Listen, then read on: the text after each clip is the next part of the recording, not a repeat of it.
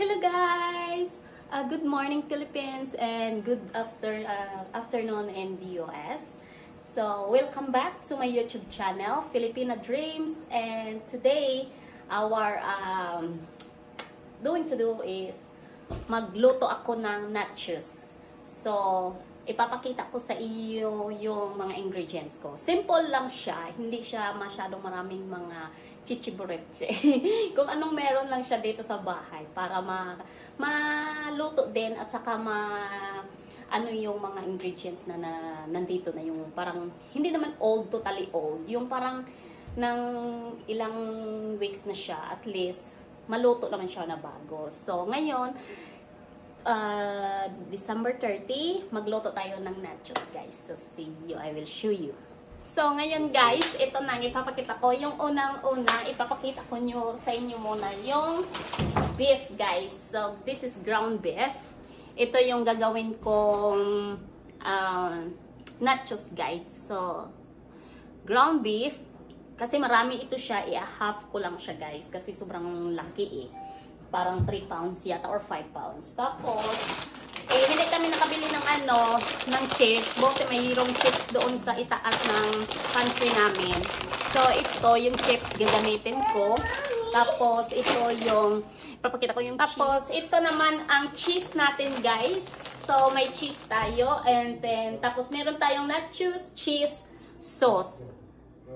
Yan ang ingredients natin. At saka, meron tayong refried beans, guys. So, yan ang beans, guys. So, ngayon, magsa-start ako ng beef. Ano ko yung mga fats niya, guys, para mag-start na ako. So, see you. So excited, guys. So, ngayon, hahatiin ko na guys. Ano natin ang half para maluto na siya natin, guys. So excited. Excited na ko sa akong nachos. So, hahatiin natin ito para madami din ang maluto natin. Kasi alam mo na, ilan kami, 3. May isa akong anak na naghihinupang. Anong sa Tagalog? Naghihinupang na ko. Kung ano. Ito na, hinati-hati ko na siya, guys. Excited. Parang nag-craving kasi ako ng nachos, guys. Kaya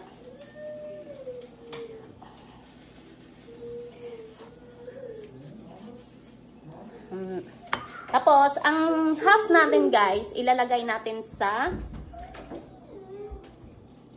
Ziploc bag para maano siya, guys. Parang fresh lang pa rin siya. So, ilalagay ko siya sa Ziploc bag para makover. Para matigas pa ito. Dito na lang. Yan, kukunin ko.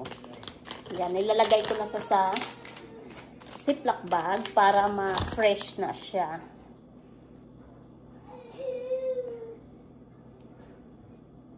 Parang medyo malaki pa siya. So, hahatiin pa ulit.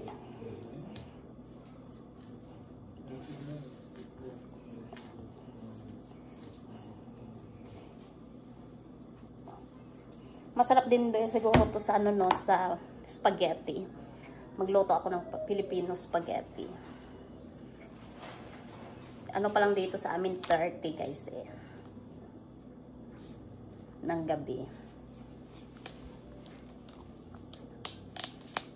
So, yan. Gagawin ko na.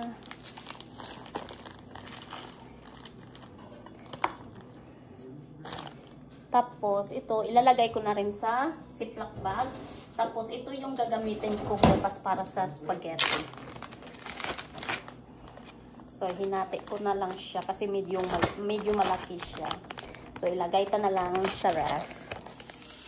Ito na, guys. So, kung makikita nyo, ito yung beef ginagawa na natin. Ano-ano na natin para hindi siya guys. Mahirap kasi pag hindi pa masyado talagang ma-defrost kasi matigas siya. Kulang ako ng 4 kasi medyo matigas.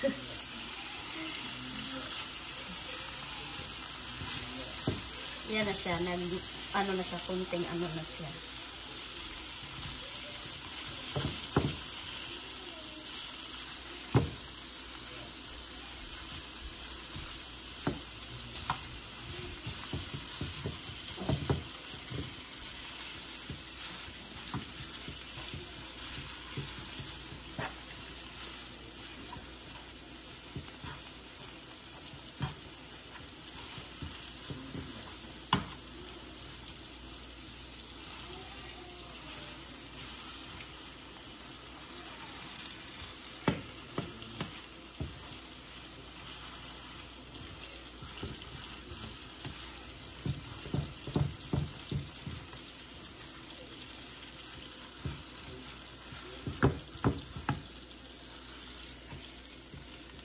Ito na siya, nag-ano na siya.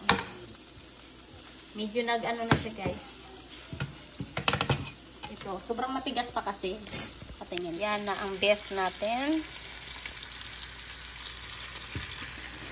Inaano natin kasi medyo matigas pa sa gitna. Pinapasmooth namin. Yan na siya. Mamaya ipapakita ko na rin sa inyo yung pagka maano na siya, brown na brown na. So guys, yan na, nag-medyo brown na siya guys. So meron pa yung sa isa, yung malaki, medyo mapeng-peng pa kasi ano siya, nang medyo matigas pa siya kasi guys. So yan excess fats yan guys. So strainer natin to para hindi tayo ma-high blood. Beef kasi to guys, so madaling ma-high blood tayo pag merong kasama yung, kung hindi natin i-drain yung fats ng mga beef. So, just be careful sa magkain tayo ng beef. Malakas ito sa cholesterol. Yan na guys, maliit na lang ang pink niya. Nag-brown na siya guys. So exciting. Yan, ito na lang yung kulay pink ang naiiwan guys. Ginaganon ko sa para hindi siya ma-burn. Tapos, i-drain natin yung oil niya para hindi natin yan isali sa pagluto natin kasi maano yan masakit to sa dibdib. Fat kasi ito ng beef Simple lang siya guys nga nachos. Hindi siya talaga as in totally na special, yung may mga puti, may mga tomato.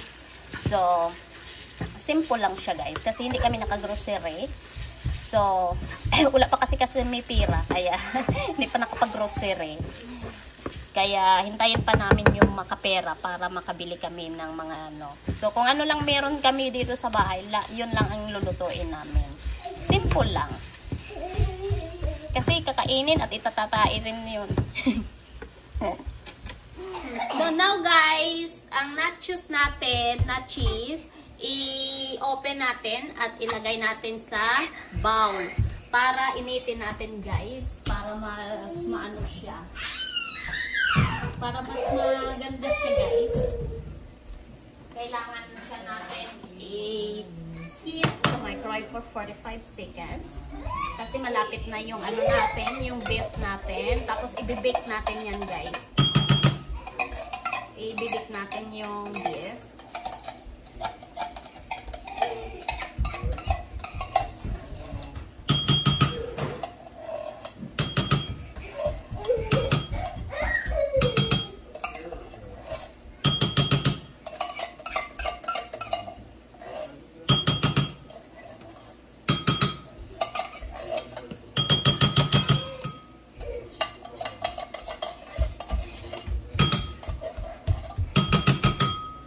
Yan guys. Tapos, i-heat na natin siya. Ito na siya. So, yan na ang nachos cheese natin. I-preheat natin sa microwave. At saka yan na ang beef natin. Wala na sang pink. So, brown na siya. Kailangan na natin i-bake. I-bake ko din yun guys. Tapos, yan. I-ano tayo siya ng 30 seconds. Ang cheese. Yan. So excited ako guys kumain ng nachos kasi nagki-craving kasi ako ng nachos nung nakaraan pa eh. So ngayon gagawa na ako kahit hindi special pero masarap siya guys. So kung ano talaga yung gusto mong kakainin, pasalamat tayo sa kay Papa God na binigyan tayo ng pagkain. So mag-start na tayo guys. Excited. So ito na nga guys. Gin-drain ko na yung yung beef. So kailangan natin i-drain siya ngayon. Diyan na lang para malaki siya. Tapos yan na lang ita-transfer natin. Tapos ibalik natin siya guys. Kasi titimplahan ko pa siya ng seasoning ng beef para may lasa din siya guys. So, yan na guys, oh. Pinag-drain ko na siya. Kunin yung mga excess fats.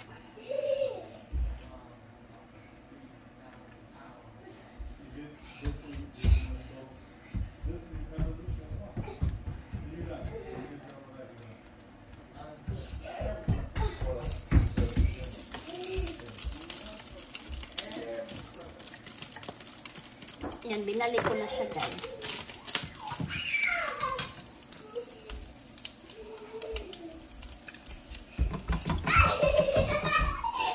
So, binalik na natin at nilagay natin, papaanohin natin muna yung niya.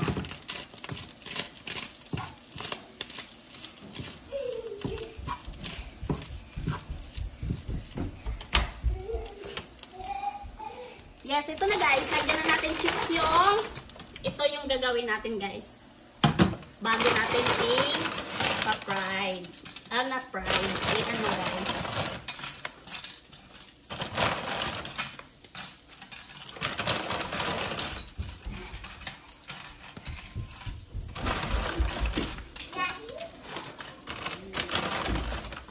Yan. I-arrange na natin ito.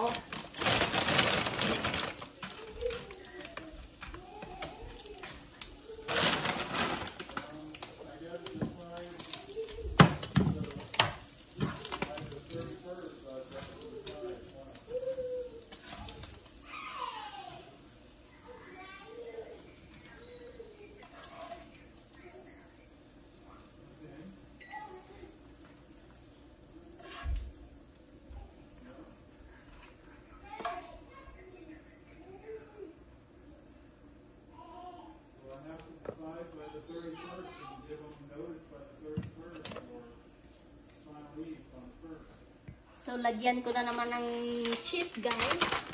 Ito na siya, guys, oh. Tapos, lagyan ko naman ng cheese sa itas para masarap.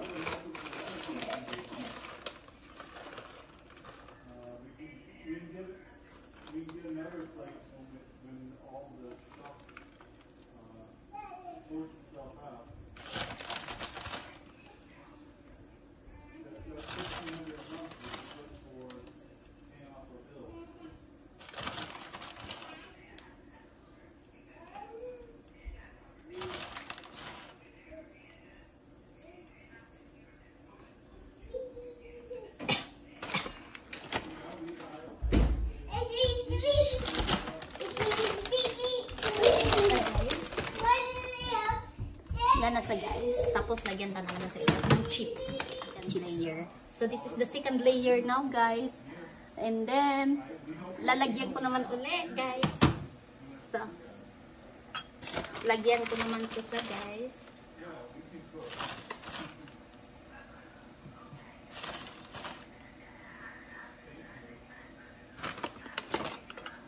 So now lalagyan naman ko ng guys. Okay, thank you very, very much. Okay. I'll rent a place and put it in. Once you start that at Toyota, between not having to pay rent and the money that we're making, we'll be able to pay off our debt really quick.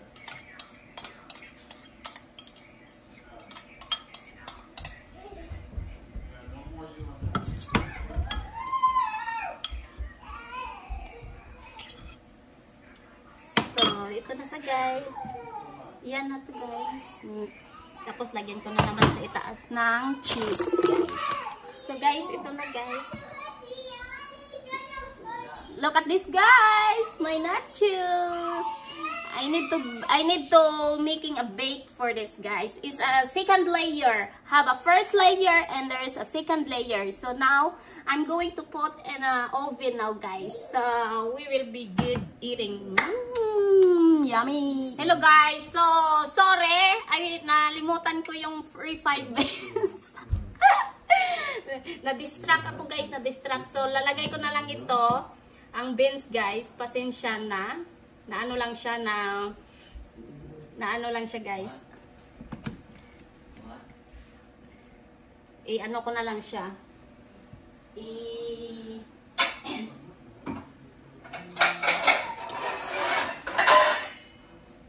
Ano na lang natin para maano siya.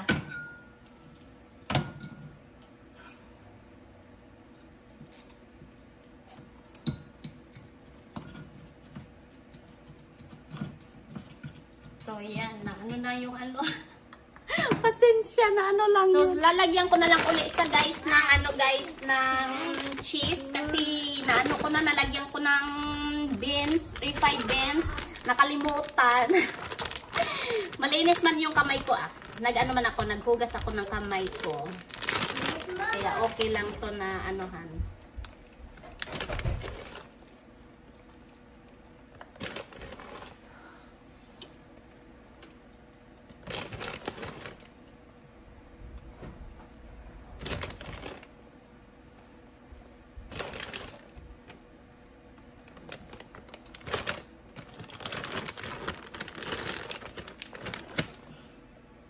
So, ngayon, ilalagay ko naman ulit sa oven. O lang to, guys.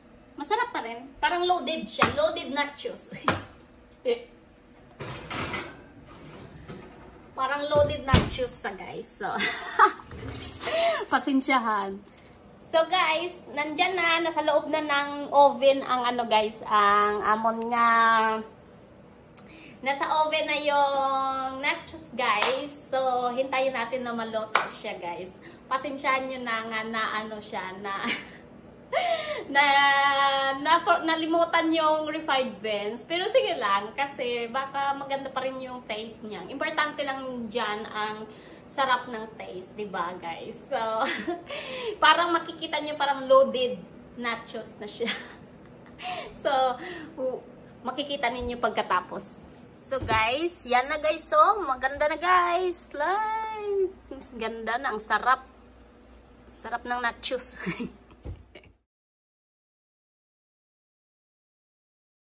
So guys, yan na ang akin na nachos. Ang simple and easy nachos. Loaded nachos. So, yan na sa guys. So that's all for today guys, and thank you for watching my YouTube channel Filipina Dreams, and thank you for all your support. Please don't forget to like, subscribe and share, and press the notification bell for update for our video guys. So thank you and God bless and Happy New Year guys. God bless. Bye bye.